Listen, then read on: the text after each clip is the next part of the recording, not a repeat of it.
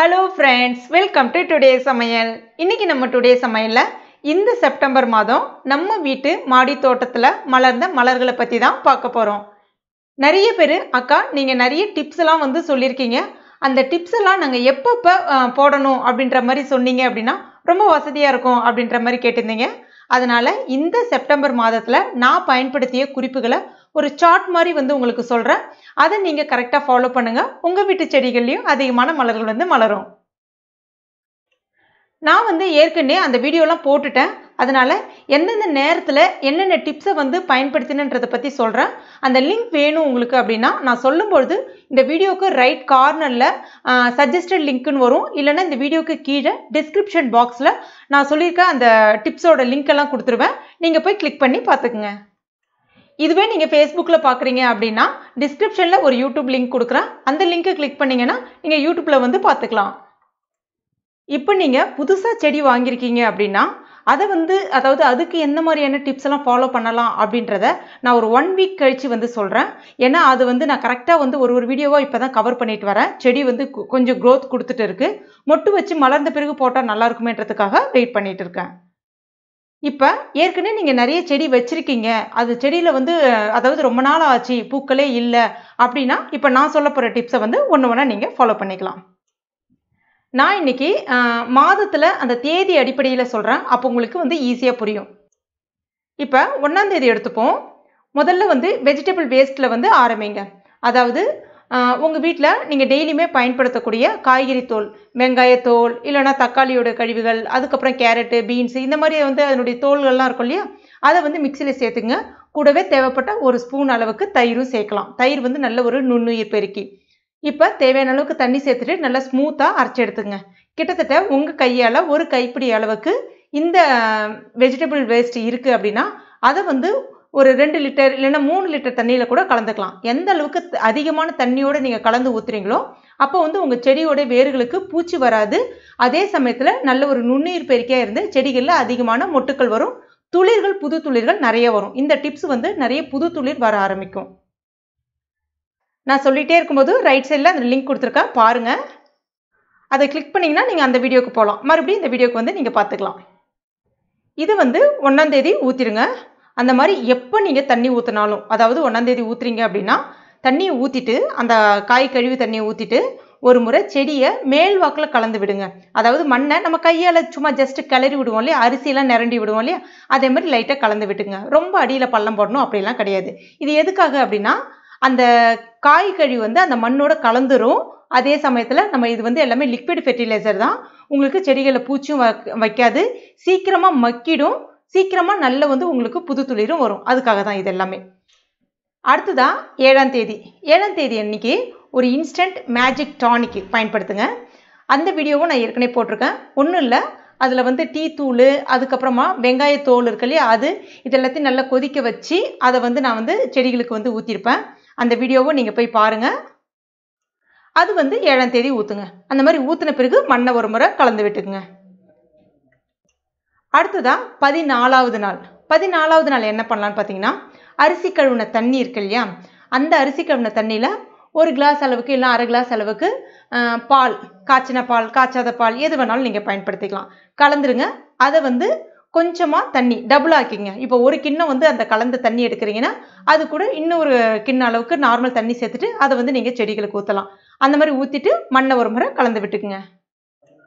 அடுத்ததான் 21வது நாள். 21வது நாள் என்ன பண்ணுறீங்கன்னா மாவு, புளிச்ச மாவு இருக்கு இல்லையா, அதாவது நம்ம தோசைலாம் சுட்டதுக்கு அப்புறம் கடைசியாக அந்த மாவு பாத்திரத்தில் ஒட்டி இருக்கும் பாருங்க, அதில் நிறைய தண்ணி ஊற்றிக்கலாம். அதாவது நிறைய பேர் கேட்குறீங்க அக்கா அதில் உப்பு இருக்காதான்னு சொல்லிட்டு.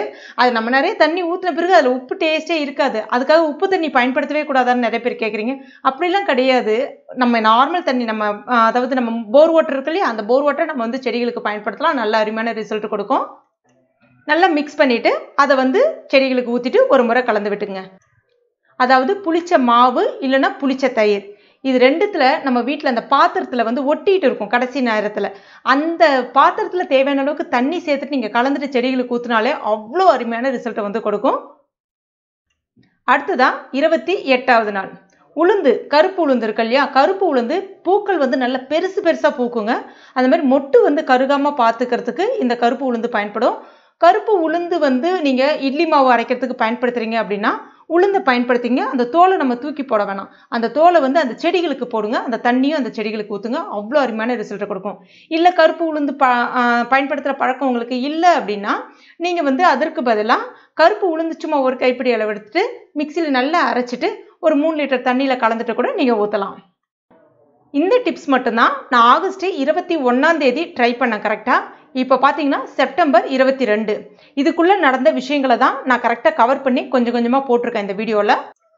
அடுத்ததான் செடின்னு வச்சாலே பூச்சி தாக்குதல்னு இருக்கும். அதுவும் குறிப்பாக ரோஜா செடிகளில் வந்து பார்த்திங்கன்னா த்ரிப்ஸ் பூச்சி தாக்குதல் அப்படின்னு சொல்லுவாங்க. அதாவது மொட்டு வரும்போதே கருகி வரும், இல்லைனா வந்து இலைகள் வந்து சுருட்டி சுருட்டி இருக்கும். அந்த இலைகளும் வந்து நாளடைவில் கருப்பாக போயிடும். முதல்ல அது எதனால் வருது அப்படின்றத தெரிஞ்சுக்கங்க. 3 காரணங்கள். ஒன்று வந்து பார்த்திங்கன்னா அந்த செடிகளுக்கு நிறைய தண்ணீர் விடுவாங்க. ஓவராக தண்ணீர் விட்டிங்கன்னா கண்டிப்பாக அந்த செடிகளில் சத்துக்கள் வந்து குறைய ஆரம்பிச்சிடும். ஏன்னா நம்ம என்ன தான் அந்த இன்ஸ்டன்ட் டானிக் லிக்விட் ஃபெர்டிலைசர் என்ன தான் ஊற்றினாலும் சரி, நிறைய தண்ணி ஊற்றும் போது கீழே அந்த ஹோல் இருக்கு இல்லையா, அந்த பாட்டில் இருக்க அடியில் இருக்கக்கூடிய ஓட்டை வழியாக அதனுடைய சத்துக்கள் வந்து வெளியேறிக்கிட்டே இருக்கும். அதனால் என்ன ஆகும்னு பார்த்தீங்கன்னா செடிகளில் சத்து இல்லாமல் உங்களுக்கு அந்த மாதிரியான பூச்சி தாக்குதல் ரொம்ப எளிதாக வரும். அடுத்ததான் வந்து பார்த்தீங்கன்னா ஓவர் டோசேஜ். அதாவது நிறைய நான் டிப்ஸ் சொல்கிறேன்னு வச்சுங்களேன், அந்த டிப்ஸை வந்து டெய்லியுமே வந்து ஃபாலோ பண்ணுவாங்க சில பேர். டெய்லியுமே ஒரு டிப்ஸை நம்ம ஃபாலோ பண்ணும்போது ஓவர் ஊட்டச்சத்து, அதாவது ஓவர் டோசேஜ், அதாவது பார்த்தீங்கன்னா நம்மளே வந்து பார்த்தீங்கன்னா ரொம்ப திகட்ட அதிகமாக சாப்பிடும்போது என்ன ஆகும்னு பார்த்தீங்கன்னா ஸ்டொமக் அப்செட் ஆகிடு, வாமிட் வரும், அந்த மாதிரிலாம் இருக்கும் இல்லையா. அந்த மாதிரி தான் செடிகளுக்கும். இப்போ நீங்கள் ரொம்ப அதிகமான அந்த ஊட்டச்சத்துக்கள் கொடுக்க அந்த மண்ணினுடைய தன்மை வந்து மாற ஆரம்பிச்சிடும். அதனால அந்த செடிகளில் வரக்கூடிய மொட்டுக்கள் நிறைய வரும், ஆனால் அந்த வர்ற மொட்டுக்கள் வந்து கருகி போயிடும். அதனால அதிகமான ஊட்டச்சத்துக்களும் கொடுக்கக்கூடாது. அடுத்ததாக வந்து பார்த்தீங்கன்னா இலைகள் வந்து கருகாமல் இருக்கணும் அப்படின்னா அந்த செடிகளில் வந்து நைட்ரஜன், பாஸ்பரஸ், பொட்டாசியம் சத்து ரொம்ப முக்கியம். இந்த 3மே எதில் இருக்குன்னு பார்த்தீங்கன்னா வாழைப்பழ தோலில் இருக்குது. அந்த வாழைப்பழ தோலை எப்படி பயன்படுத்தணுன்ற வீடியோவும் நான் போட்டிருக்கேன், நீங்கள் போய் செக் பண்ணி பாருங்கள். உங்கள் செடிகளில் வந்து இந்த மாதிரியான தாக்குதல் இருக்குது அப்படின்னா நீங்கள் வந்து ஒரு முறை வாழைப்பழ தோலை வந்து பயன்படுத்திக்கலாம். அதாவது நான் இந்த நாட்கள் சொன்னேன் இல்லையா, அதில் ஏதாவது ஒரு டிப்ஸை கட் பண்ணிவிட்டு அதுக்கு பதிலாக இந்த வாழைப்பழ தோல் டிப்ஸை வந்து நீங்கள் அந்த இடத்துல வந்து பயன்படுத்திக்கலாம். அடுத்ததாக வந்து பார்த்தீங்கன்னா எப்பவுமே செடிகளுக்கு தண்ணீர் வந்து ஒன்று காலையில் ஒரு 7 மணிக்கு முன்னாடி, அதாவது வெயில் வர்றதுக்கு முன்னாடி விட்டுடணும். இல்லைனா வந்து வெயில் தாழ்ந்துன்னு சொல்லுவாங்க, அதாவது மாலை நேரங்களில் 6 மணிக்கு மேலே செடிகளுக்கு வந்து தண்ணீர் விடுங்க. அடுத்ததாக ரோஜா செடி எவ்வளோ நேரம் வெயிலில் இருக்கணும் அப்படின்ற பற்றி கேட்குறீங்க. பொதுவாகவே ஒரு 5லேருந்து 6 மணி நேரம் வெயில் வந்து ரோஜா செடிக்கு தேவையானது தான். ஃபுல் நேரம் வெயில் இருந்தாலும் பரவாயில்ல. நான் வந்து பார்த்திங்கன்னா முழுக்க ஃபுல்லாக வெயிலில் மாடியில் தான் வச்சுருக்கேன். எந்த விதமான பாதிப்புமே கிடையாது. ஆனால் சம்மர் சமயங்களில், அதாவது இந்த மே மாதம் இருக்கு இல்லையா, மே ஜூனில் மட்டும் வந்து பார்த்திங்கன்னா ஏப்ரல், மே, ஜூன் 3 மாதம் மட்டும் அந்த க்ரீன் மெஷ் வந்து போட்டிருப்பேன். மேலே வந்து அந்த க்ரீன் கலரில் ஒரு மெஷ் வரும் இல்லையா, அது வந்து போட்டிருப்பேன். அதுக்கப்புறம் எடுத்துருவேன். ஏன்னா வந்து நம்ம கிளைமேட்டுக்கு வந்து அந்த மெஷ் போடுறது வந்து செட் ஆகுற மாதிரி எனக்கு தெரியல. ஸோ நான் எடுத்துருவேன். இப்போ இந்த மாதிரி வந்து பார்த்திங்கன்னா இந்த அக்டோபர், செப்டம்பர், அக்டோபர், நவம்பர்லாம் வந்து பார்த்திங்கன்னா ரொம்ப அருமையான கிளைமேட் ரோஜா செடிக்கு. நீங்கள் ரோஜா செடி வந்து புதுசாக வாங்க போகிறீங்கன்னா இந்த கிளைமேட்டில் போய் வாங்குங்க. அவ்வளோ ஒரு அருமையான ரிசல்ட்டை கொடுக்கும். நல்ல அருமையாக ப்ளூம் ஆகும், நல்ல பக்க கிளைகளும் நிறையா வரும். முக்கியமாக பூச்சி தாக்குதல் இந்த கிளைமேட்டுக்கு இருக்கவே இருக்காது. வெயில் கிளைமேட்டுக்கு தான் வந்து பார்த்திங்கன்னா அந்த த்ரிப்ஸ் பூச்சி தாக்குதல் ரொம்ப ஜாஸ்தியாக இருக்கும். அந்த மாதிரி த்ரிப்ஸ் பூச்சி தாக்குதல் உங்கள் செடிகளில் இருக்குது அப்படின்னா, பூச்சி தாக்குதல் உங்கள் செடியில் ஆரம்பிக்குதுன்றதை நீங்கள் பார்த்துட்டீங்க அப்படின்னாலே அதை மேனுவலாக, அதாவது உதாரணத்துக்கு ஒரு செடியோட இலைகள் மட்டும் லைட்டாக சுருங்கி வருதுன்னா அந்த இலைகளை மட்டும் ஃபஸ்ட்டு கட் பண்ணிவிட்டு நல்லா தூரம் போட்டுருங்க, பக்கத்துலேயே போடாதீங்க. அது உடனே அடுத்தடுத்த செடிகளுக்கு வந்து பரவ ஆரம்பிச்சிடும். இல்லை மொட்டுக்கள் கருகி வருதுன்னா அந்த மொட்டுக்களை கொஞ்சம் கூட தயவு பார்க்காம வந்து கட் பண்ணி எடுத்துருங்க. அதே மாதிரி செடிகளில் ரொம்ப பாதிப்புகள் அதிகமாக இருக்குது, அந்த த்ரிப்ஸ் தாக்குதல், அதாவது இலை சுருட்டல் அதிகமாக இருக்குன்னா இலைகளை மட்டுமே கட் பண்ணுங்கள், செடிகளை கட் பண்ணாதீங்க. செடிகளை கட் பண்ணிட்டீங்க அப்படின்னா சில சமயத்தில் கருகி போகிறதுக்கு, முழுக்க வந்து கருகி போகிறதுக்கு வாய்ப்புகள் இருக்குது. அந்த இலைகள் மொட்டுகளை மட்டும் எடுத்துட்டிங்கன்னா புது துளிர் ரொம்ப அருமையாக வளர ஆரம்பிச்சிடும். அடுத்ததாக தண்ணீர் வந்து பார்த்தீங்கன்னா இப்போ மழை கிளைமேட், இந்த மழை சமயங்களில் மழை பெஞ்சுது அப்படின்னா 2 நாளைக்கு தண்ணீர் விடாதீங்க. இதுவே நார்மலாக வெயில் காலங்களில் ஒரு நாள் விட்டு ஒரு நாள் விடலாம். ரொம்ப வெயில் ஜாஸ்தியாக இருக்குன்னா டெய்லியுமே விடலாம். அந்த மாதிரி தண்ணீர் விடும்போது அதிகமாகவும் விடாதீங்க. இப்போ 12 இன்ச் பாட்டில் வைக்கிறீங்க அப்படின்னா 1 மக் தண்ணி வந்து போதுமான அளவாக இருக்கும்.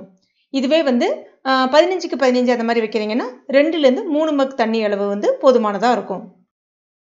தண்ணீர் மட்டும் எப்பவுமே அதிகமாக விடாதீங்க, அது கண்டிப்பாக உங்கள் செடிகளுக்கு பாதிப்பை தான் ஏற்படுத்தும். அதுக்கடுத்ததாக செடிகளில் சரியான ட்ரைனேஜ், அதாவது அந்த தொட்டியோ இல்லைனா வந்து க்ரோ பேக்கோ இருக்குன்னா அடியில் வந்து சின்ன சின்ன ஓட்டைகள் இருக்கான்னு பார்த்துங்க. நீங்கள் தண்ணி ஊற்றின ஒரு 5 நிமிஷம் இல்லைனா 10 நிமிஷத்துலேயே கொஞ்சம் கொஞ்சமாக சொட்டு சொட்டு அந்த தண்ணீர் வந்து கொஞ்சமாச்சும் வெளியேறணும். அந்த மாதிரி வெளியேற, அதாவது எக்ஸஸ் வாட்டர்னு சொல்லுவாங்க, அந்த மாதிரி வெளியேறது ரொம்ப நல்லது.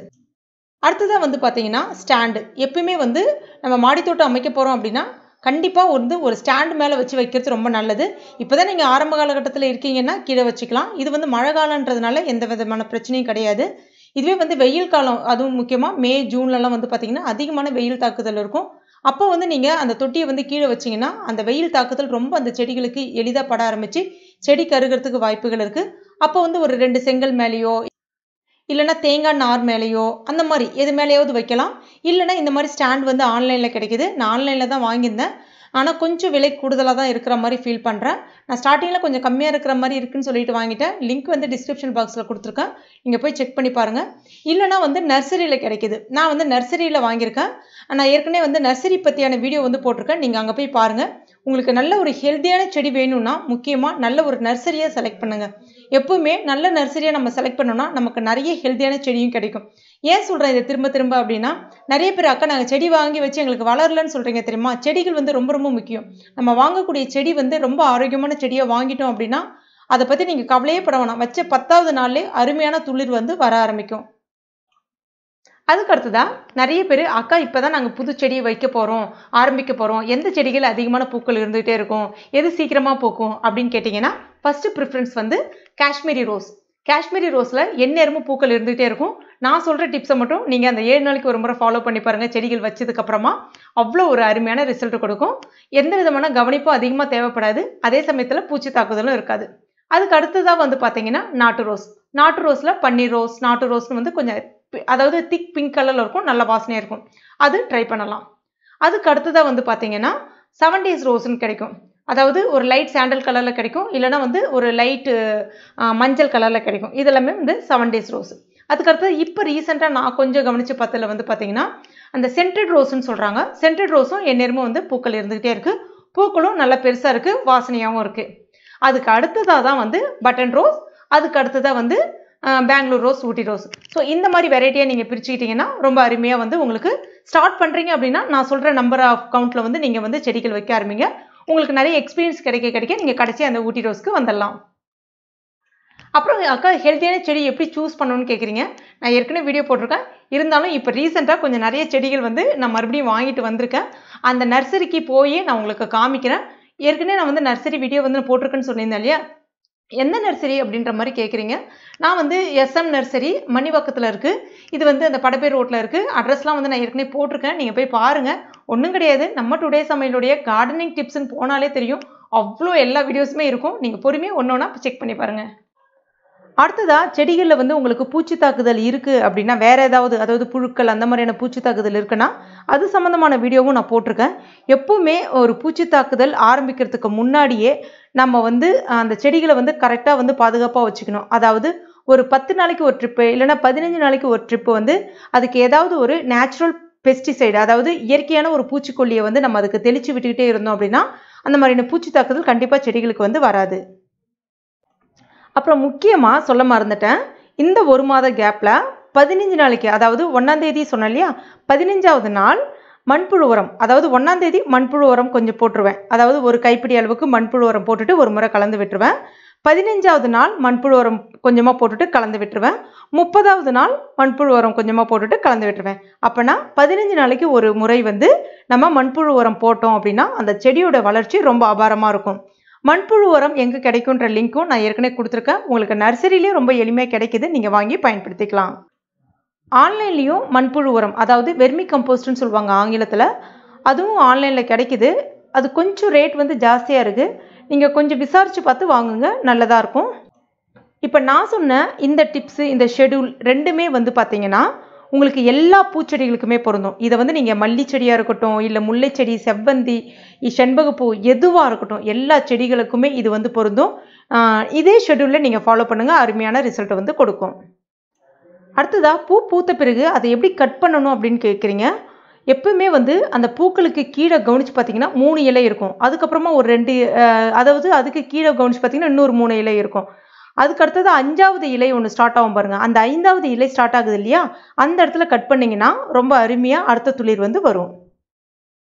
இப்போ உங்கள் செடிகளில் ஓரளவுக்கு மொட்டுக்கள் இருக்குது அப்படின்னா இந்த டிப்ஸ், இந்த ஷெடியூல் வந்து உங்களுக்கு செட் ஆகும். ஏன்னா என்னுடைய செடிகளில் ஓரளவுக்கு மொட்டுக்கள் இருந்துகிட்டு தான் இருக்கும். நான் இதை வந்து ரெகுலராக ஃபாலோ பண்ணிட்டு வரேன். சுத்தமாகவே உங்கள் செடிகளில் வந்து கிட்டத்தட்ட ஒரு 4-5 மாதமாக எங்கள் செடிகளில் ஒரு புது துளிர் இல்லை, எதுவுமே இல்லை அப்படின்ற பட்சத்தில் நான் நிறைய டிப்ஸ் சொல்லியிருக்கேன் இல்லையா, அதை வந்து 3 நாளைக்கு ஒரு முறைன்னு சொல்லிட்டு 10 நாளைக்கு மட்டும் பயன்படுத்துங்க. அதுக்கப்புறமா இந்த ஷெடியூலை வந்து 7 நாளைக்கு ஒரு ட்ரிப்புன்னு சொல்லிட்டு ரெகுலராக ஃபாலோ பண்ணிங்க. 10 நாளைக்கு மேலே 3 நாளைக்கு ஒரு ட்ரிப் அப்படின்னு சொல்லிட்டு பயன்படுத்திங்கன்னா நிச்சயமாக வந்து அது ஓவர் டோசேஜ் ஆகிடும். அதாவது ஒரு 10 நாளைக்கு மட்டும் 3 நாளைக்கு ஒரு ட்ரிப்பு அந்த டிப்ஸை வந்து ஃபாலோ பண்ணலாம். முக்கியமாக இன்ஸ்டன்ட் மேஜிக் டானிக்லேருந்து ஸ்டார்ட் பண்ணுங்கள். வெஜ் வேஸ்ட் வந்து ஸ்டார்ட் பண்ணுங்கள். இதில் முக்கியமாக வந்து பார்த்திங்கன்னா டீ தூள் வேஸ்ட்டு, அதுக்கப்புறம் வெங்காயத்தோல், அதுக்கப்புறம் முட்டை ஓடு, வாழைப்பழத்தோல், உளுந்து தோல், அரிசி கழுவின தண்ணி, புளிச்ச மோர், புளிச்ச மாவு, இது எல்லாமே வந்து பார்த்திங்கன்னா ரொம்ப அருமையான பக்கா ரிசல்ட் கொடுக்கும். இது எல்லாமே உங்களுடைய செடியோட வேர்களில் நல்ல ஒரு நுண்ணுயிர் பயிற்சியாக வந்து செயல்படும்.